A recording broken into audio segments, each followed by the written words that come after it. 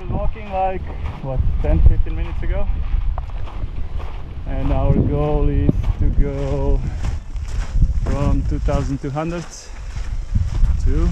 3,260 meters. Alta Vista Refugee to the hut.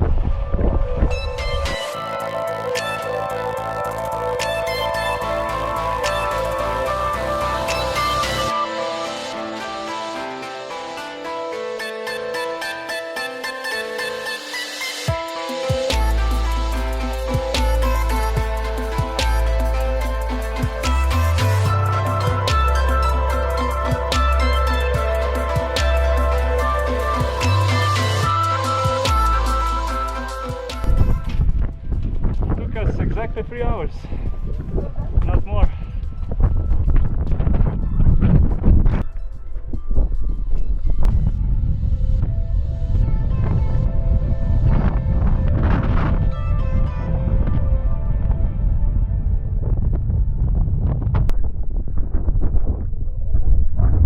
So it's 5:30 in the morning. We are leaving the Alta Vista Refugee, heading up to the peak.